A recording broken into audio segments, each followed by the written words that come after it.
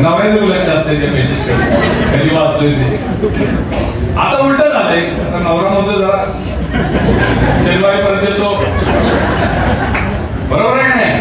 आता नाही मागायला, हे आपले पैसे आहेत, तुमच्या हक्काचे पैसे आहेत. आणि मला तुम्हाला प्रश्न विचारायचा आहे, हे निधी मिळण्यासाठी किंवा लाडकी बहीण योजनेचे लाभार्थी होण्यासाठी तुम्हाला कुठल्या आमदार खासदारी शिफारस लागली हो?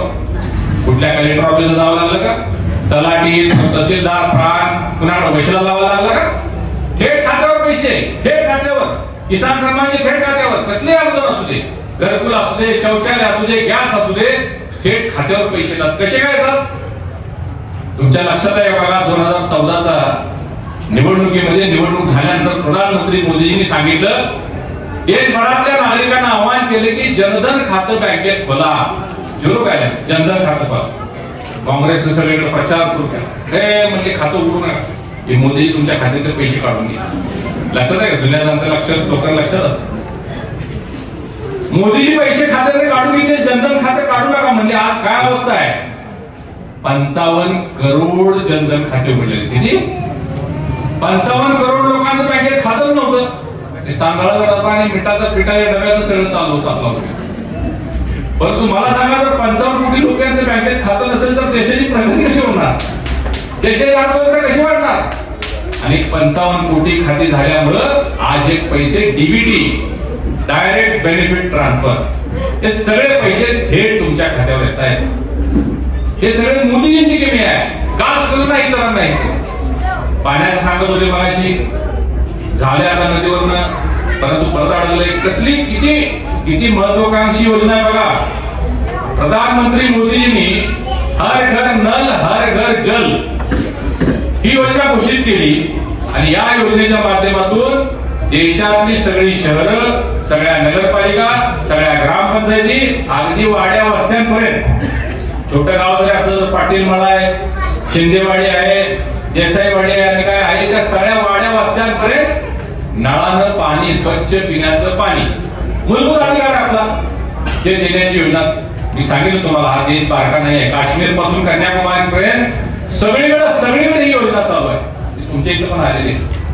त्याच्यामुळे थोडस आता म्हणजे मला थोडस वाईट वाटतंय झाल्यामुळे. थोडं पूर्वी आम्ही घरात बाहेर पडलो, एखादी महिला सुवासिनी डोक्यावर कळशी किंवा काटेत कळशी घेऊन भरलेली घागर घेऊन गेली की आम्ही म्हणायचं आजचा दिवस शुभ चालतोय. भरलेली घागर अडली गेली की आपल्याला वाटते आजचा दिवस शुभ चालणार. हे आपल्या संस्कृतीचा भाग आहे. आजकाल कळशाच आहे ना झाले, घरात पाणी गेल्यामुळे कशाला कळशीला. ही किमया कोणाची? मोदींची आहे. की माझ्या भगिनीच्या डोक्यावर हंडा, माझ्या भगिनीच्या काटेत कळशी असली नाही पाहिजे, घरात स्वच्छ पिण्याचं पाणी आहे. हे सगळं आपल्याला समोर डोळ्यासमोर ठेवून त्यांनी हे काम केलं. सगळं केल्यामुळे आज आपल्या देशातले 25 करोड लोक गरिबी रेषेच्या, दारिद्र्य रेषेच्या वरती आलेले आहेत. तुम्ही स्वतः विचार करून बघा. आपल्याला आपल्या व्यवसायाच्या माध्यमातून, शेती उत्पन्नाच्या माध्यमातून प्रपंचासाठी जेवढा पैसा लागायचा की ते पैसेच पुरत नव्हते. परंतु रेशन दिलं, घरकुल दिलं, शौचालय दिलं, गॅस दिला, अनेक योजना दिल्या, त्यामुळे लोकांची थोडी बचत झाली आणि त्यामुळे लोकांचं राहणीमान झालं, जीवनमान सुधारलं, म्हणून आपण थोडेसे वरती आलेलो आहे. आणि हेच आपल्याला भविष्यात आणखी वाढवायचं आहे.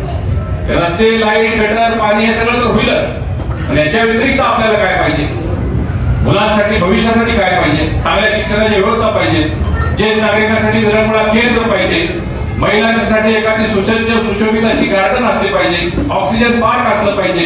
या सगळ्या बाबी ज्या आहेत त्या सगळ्या योजनेत करता येतात. आणि म्हणून एक हाती सत्ता भारतीय जनता पार्टी शिवसेनेला आपण दिला तर भविष्यामध्ये या सगळ्या बाबीची पूर्तता केली जाईल हे निश्चितपणाने आश्वासन देण्यासाठी मी आज या ठिकाणी आलेलो आहे. आपल्या सगळ्यांना मी नम्र विनंती करतो की हे कागल तालुक्याचं राजकारण जरा वेगळं आहे, त्यामुळे बऱ्याचशा 2-3 दिवस काय काय होणार आहे. लक्ष्मी दर्शन होईल, काय लक्ष्मीच नाही, आणखी लक्ष्मी दर्शन आणि काय अफवा, आश्वासन आणि काय काय केलं जाईल. कशालाही बळी पडू नका, कुठल्याही अफवांना, आश्वासनाला बळी पडू नका. आपल्या कुटुंबाच्या, आपल्या भवितव्यासाठी, आपल्या मुलाबाळांच्या सुरक्षेसाठी भारतीय जनता पार्टीचे आणि शिवसेनेचे सगळे उमेदवार कमळ चिन्ह आणि धनुष्यबाण जिथं जिथं दिसेल तिथं आपण पटक दाबून प्रचंड मताधिक्याने निवडून द्या एवढी विनंती करतो आणि थांबतो. धन्यवाद. जय हिंद, जय महाराष्ट्र.